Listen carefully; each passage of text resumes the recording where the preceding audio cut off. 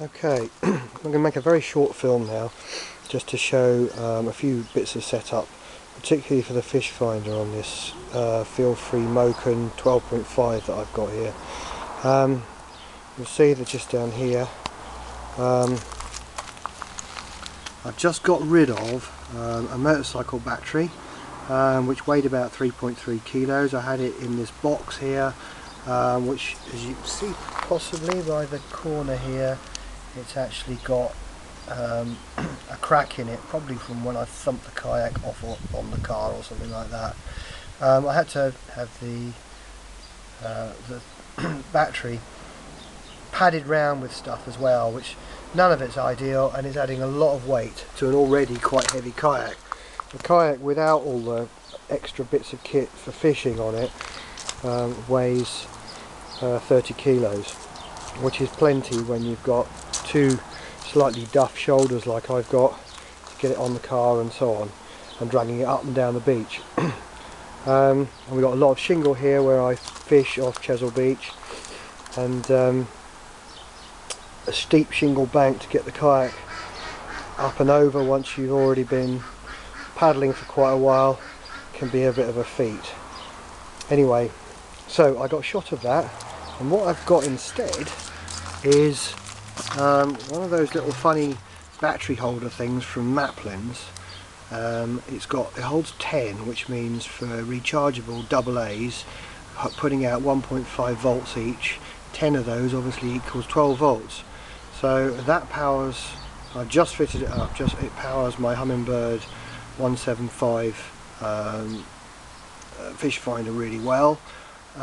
So it does so far. I've not been out in it yet, but it certainly powers it on, no problem.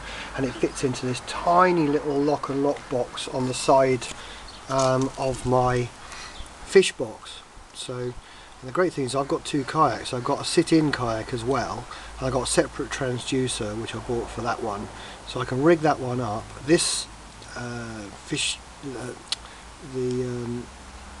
batteries can stay above deck because they weigh so little. I don't know, I haven't weighed them actually, but I would imagine them to be less than half a kilo, and that means that it's easy to switch the whole thing round, because all I've got to do is take the wires with me for the batteries and swap the transducer around, and I can switch it over to the other kayak.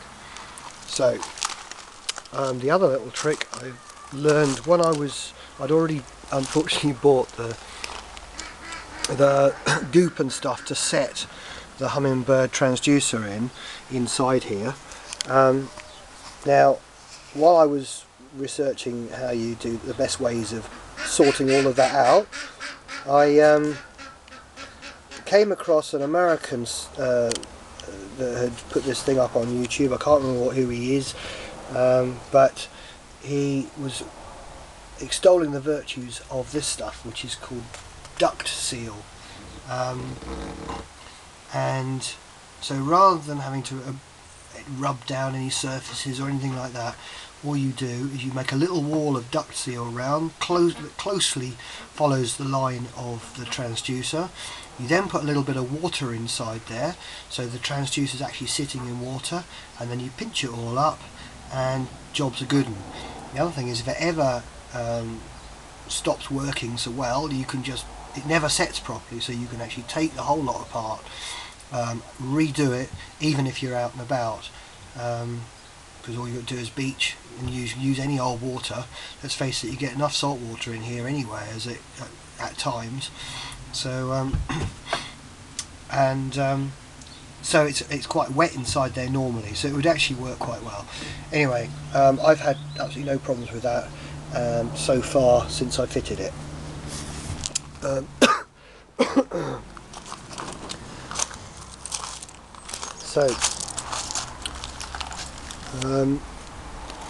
I'm just going to power this up so you can see what's going on.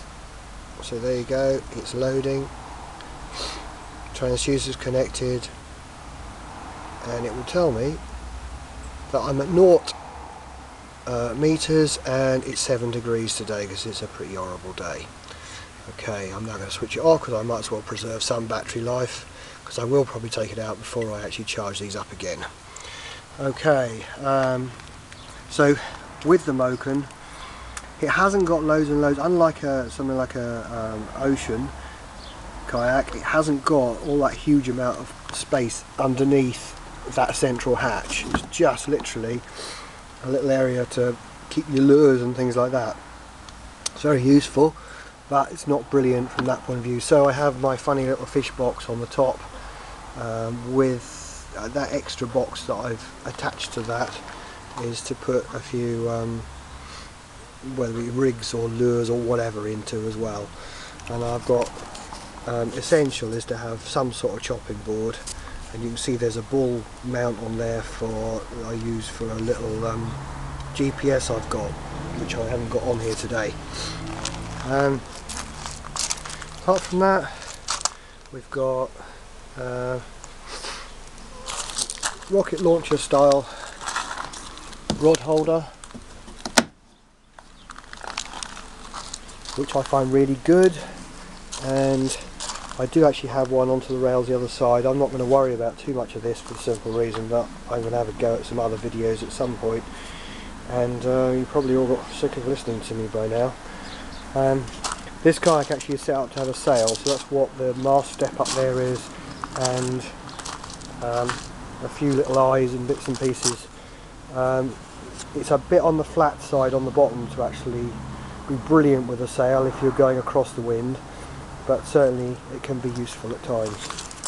And the other thing I had to do was that the hatch there wasn't particularly watertight, hence why I'm so used to having so much water in this kayak at all times. I have actually resealed that now, and I went out the other day after whiting and it was a hell of a lot better than it had been prior to that. So we'll see how we go. Anyway, thanks for looking and watching this. I'll probably stick some more up at some point. But it does give... Oh, I know what I was going to do. I won't get too carried away. Let's just have a look at my box here.